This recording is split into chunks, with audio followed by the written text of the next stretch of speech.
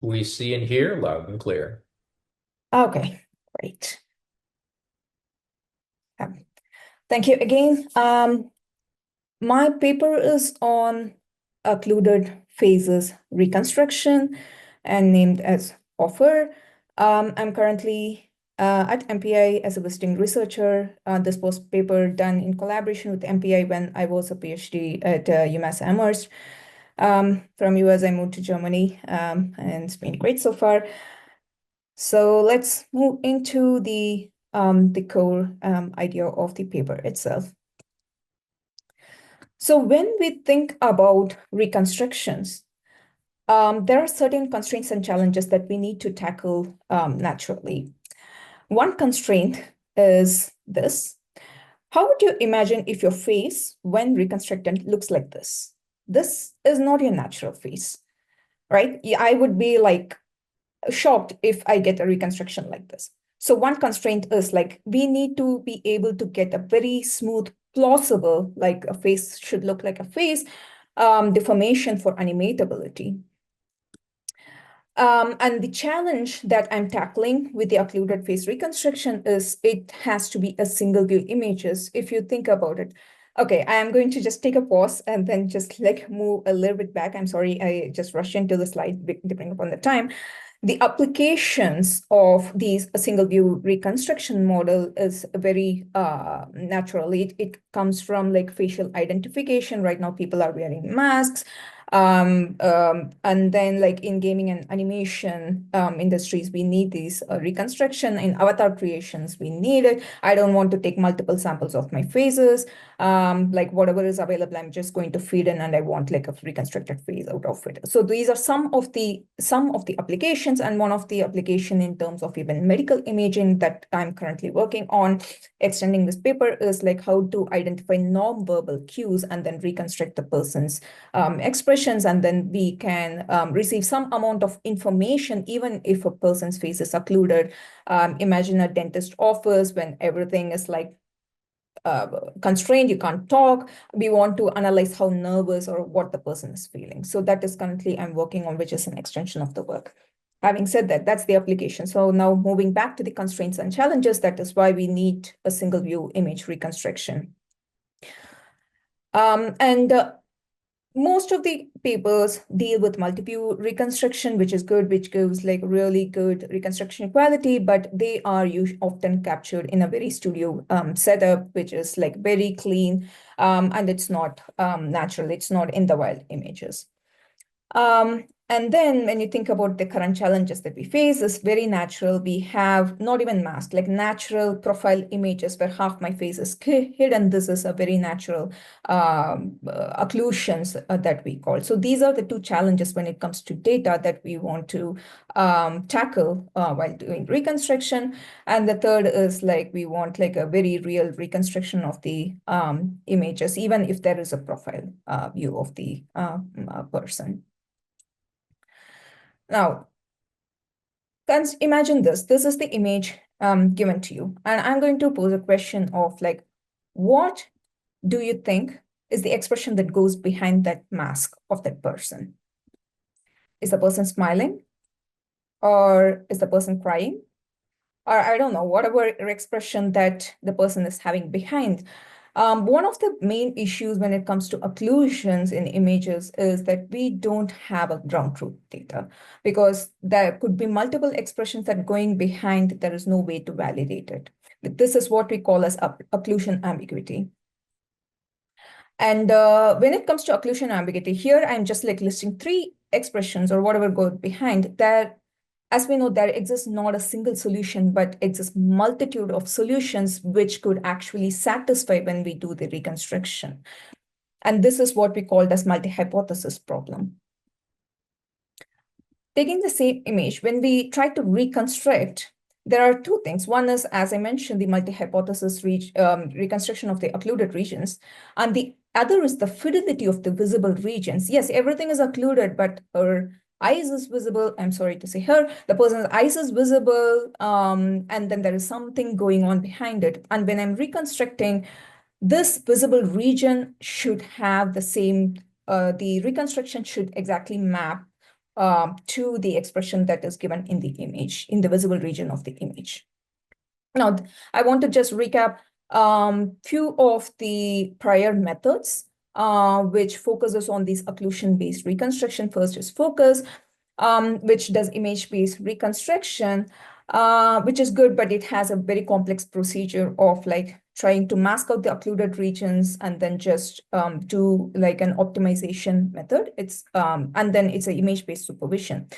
It's good, but the again, one of the issues is like with occlusions, it doesn't give a multi-hypothesis output. The output is single deterministic way, which is okay, but it doesn't tackle what we actually need. Second is diverse 3D, which was the state-of-the-art paper. It is again based on image-based supervision. And then it actually gives multi-hypothesis solutions. And then it uses VAE, as we know, for generative modeling. And then it uses DDP, the deterministic point modeling, which tries to span over the all the expression phases as much as possible, as diverse as possible within the occluded regions. And it directly operates on meshes. And also it does test-time fine-tuning. So this is one of the methods that actually tries to address the problem that we are focusing on. But unfortunately, few issues with diverse 3D is it gives a very non-plausible and degenerate phases, and it does not capture all variability of the expressions. As we know, VAE has mode collapse problem, and the issue with DDP is though it captures the diversity of the expressions, it doesn't know what is the plausible bound of expressions that comes in human faces. So because of those two issues, and also they also do mesh manipulation on top of it, a geometric manipulation on top of it. So those kind of leads to these unplausible and non-variable results. So we want to address this plausible multi-hypothesis expression reconstruction from a single view occluded image. How we are doing it is like, of course, I need to reconstruct a face. Yes, there are multiple representations that could go from point cloud to meshes and everything, but we want a smooth representation as well. And one of the things that popped up is a parametric model of the phases. People who have worked with phases must be very familiar with it. They have like more than 30,000 phase scans, and they build a PCA model, which very few dimensions for shape parameters, and also have decoupled the expression parameters to 100. And then there is like fine tuning with jaw parameters of shape. The reason in my method, why we choose this parametric model is one, of course, the dimensionality is reduced, so it's very fast to train the model, rather than when I think about, we also trained with point clouds, it's much more complex. And the second is smoothness of the face. Yes, there could be some unnatural ways, but most of the time the reconstruction is bounded by this PCA space, so it gives a very natural face shapes. Second, that is face plausibility. And the second challenge that we saw in diverse 3D is multi-hypothesis reconstruction problem. And how do we tackle it? Of course, with VAE, the latest diffusion models, as we all know, it gives like excellent results. And also that doesn't have any issues with mode collapse. And that is a huge advantage of diffusion models. And naturally, we want to leverage the diffusion model for its strength. So we are combining both flame as well as diffusion models in our problems to solve this. Now, one of the advantages, as I already mentioned, there's no mode collapse. And because the diffusion model actually learns also the statistical property of the phases, it naturally gives, apart from the flame model, which gives a smooth reconstruction, because of the training data set that we provide, and it's also bounded by the training data set, the property of the phases remains like a phase, which means it's going to give us a very plausible phase at the end. And these are the reasons that we again chose diffusion model. Now, okay, I have two, flame and DDPM. Let's go back and then see how we are generating. I'm giving an input image. Now, as in flame, it already has decoupled shape. What I mean by shape is I have my face, I'm talking, there is so much expression going on, but that my geometry of the face, my identity is a single. That's it doesn't vary at all. So that is what we call like identity or shape parameters. And the expression parameters, of course, my movement and whatever expressions are doing. So flame naturally gives me this decoupling. So I'm trying to make use of this decoupled structure, which further reduces my dimensionality. And then I create two diffusion models, one just for shape parameters, which is a 1D 300 dimension, which I use it for diffusion purposes, and expression 100 parameters. I built two parallel diffusion models based on these parameters. And of course, the output of the diffusion, as we all know, it gives a very generative model. And then I'm going to flame also gives me a natural model. So I can combine these expressions and put it in the flame model to give me the reconstructed output. In both of these diffusion models, the input image is fed in as conditioning. And I will go through the architecture later in the slide. Now, that is the problem that we wanted to solve. We want to have a reconstructed phase, plausible phase, and its multi-hypothesis. Great. Okay, so we kind of solved the problem. But let's go back and then look at the slide, right? So these are my phases that's reconstructed. But none of the phases, every phase has a different identity when I'm generating. And I wouldn't want my phase to look different every single time, right? So why this is happening and what is that we could do to tackle this problem. Expressions can change, and we are talking only about identity here. So in previous slides showed I have a IDGen and then expression generation that generates multiple samples. And in the flame shape sampling DDPM, this IDGen, I'm generating multiple shape samples. So now my task is to select one single shape that best represents my face in the image. So this is what we showed. Now I'm adding another component, which is a shape selector, right? And this shape selector has to select a unique shape from all the generated face shape samples. And that we call it as an ID rank. That's not a generative model, it's a sample selector.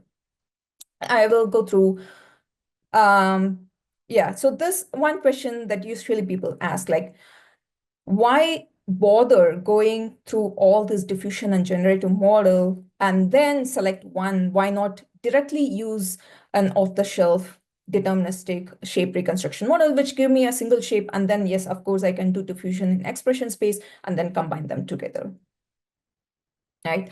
So we did some experimentation on why that method of selecting a single shape could be ideal. This is, of course, done as an ablation study.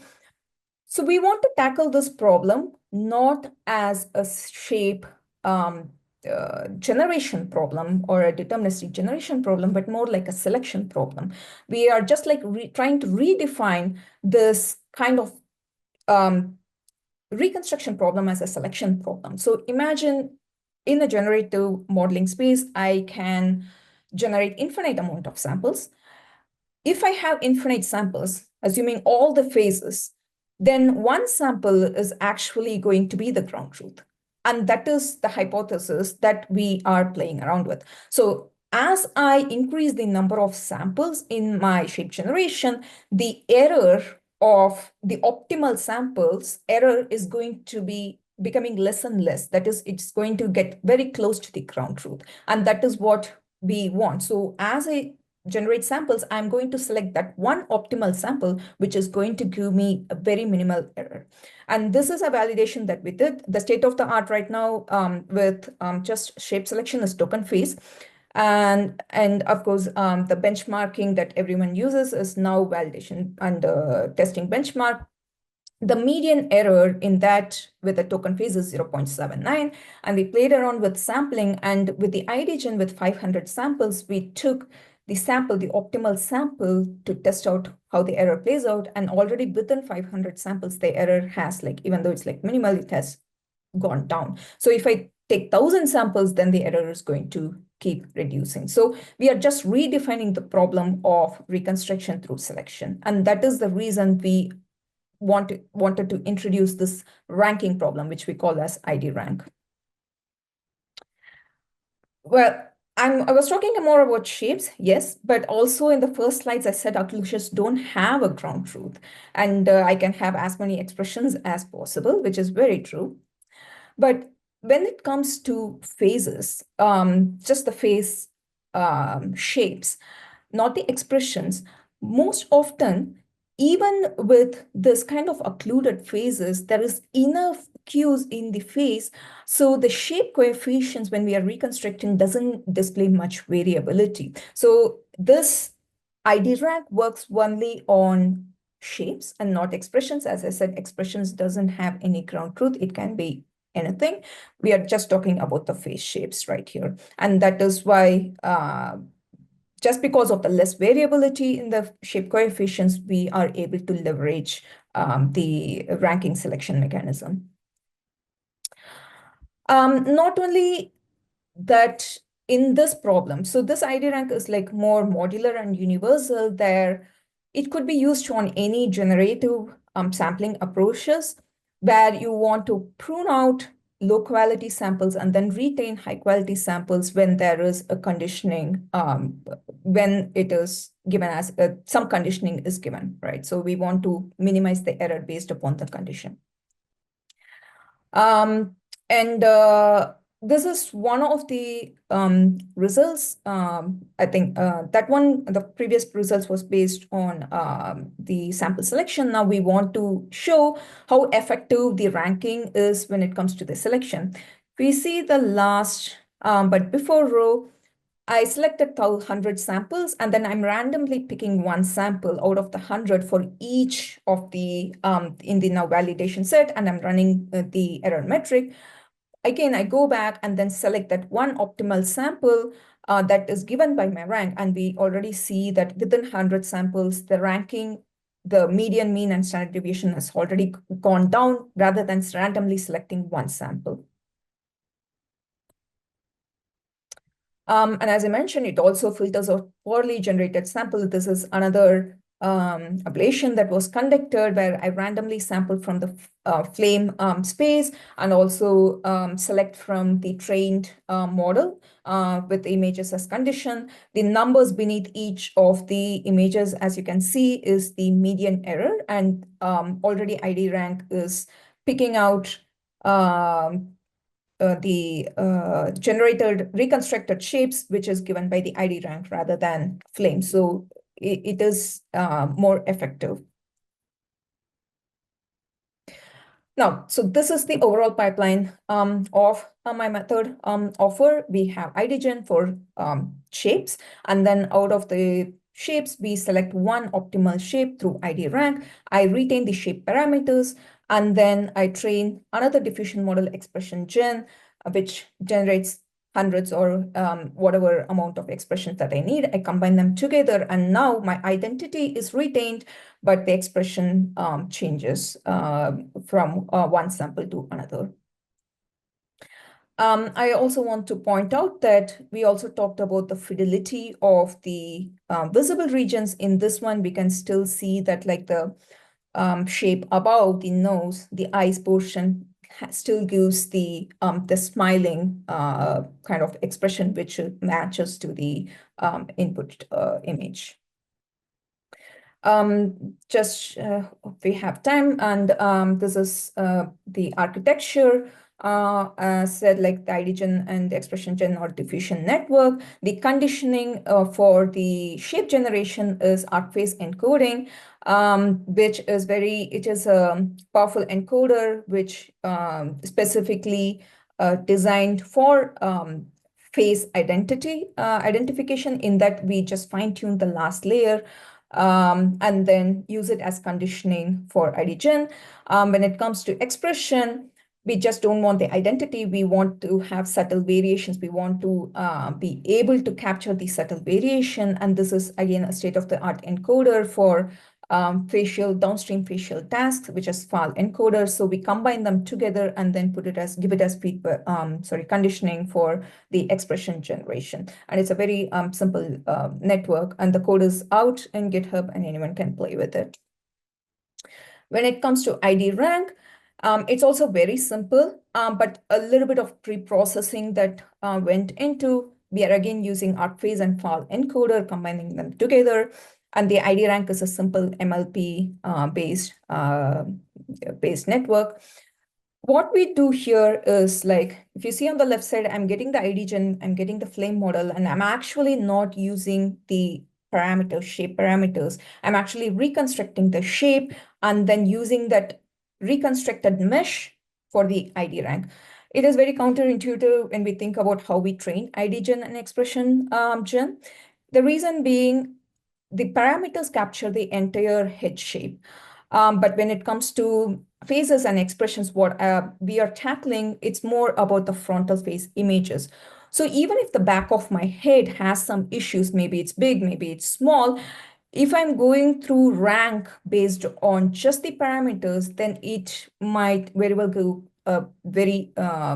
the error might be very high, because faces can be okay, but by back of my head can screw up so many things. So that is the reason we reconstruct and then just extract the frontal face pixels and then use them as input to the ID rank. Now, when it comes to ID rank, we are actually leveraging the information retrieval, ID ranking. As we know, Google ranks things, and the way they rank is basically they have certain set of documents, and then you're comparing how well it is aligned to the search text that we have. It's the same idea we are leveraging here, where the condition of the image you can imagine as the text, and then the n samples that we generate from the IDGen or the set of documents. So for each condition and each of the image, I'm passing it through an MLP and I'm getting a source. So there are like n image and reconstructed image pairs, and I'm getting n different scores. As we scores, the D is like from ranges 1 to n. This is a single pass. Once I have this score, I want to rank them. But of course, if I'm doing optimization or gradient descent, I can't back project because it's in discrete space. So we kind of want to model it in a very probabilistic approach. So we convert it into a probability distribution using softmax, and then use the distribution laws, the KL divergence and the softmax distribution laws to train the model. So once the model is trained, during inference, because I don't have the ground truth, and that is what we are tackling, we are basically going to get the output and then get the highest score of the softmax to be the optimal sample. And that's how we train the ID rank. And this code is also available in GitHub. And we can see some of the results from ID rank and also expression reconstruction. In the column B, for this particular image, we get the ranking. The ID rank ranks the sample from best to worst, and which is basically the softmax score. We take the worst score, and then we take the best score. We already see visually, qualitatively, that it's much better, the best rank sample. And I use the shape parameters of it, and then I combine with the expression reconstruction, expression parameters to get the column D. Some more output for natural occlusions, not the hard occlusions that we saw. And then this one is, we wanted to see how much of the identity is retained. As we said, the diverse 3D already is giving like non-plausible phases, and mica kind of like doesn't capture all the soft tissue that comes in. So of course, it's not going to be perfect because, again, like within the mask, we don't know, but based upon the other structures, it tries to predict as close as possible results.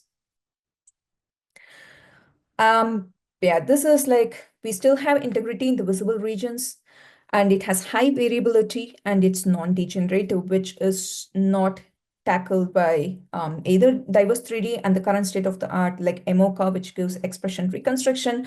Due to the hard occlusions being a deterministic method, it also faces the problem of degeneration. Yeah, more examples.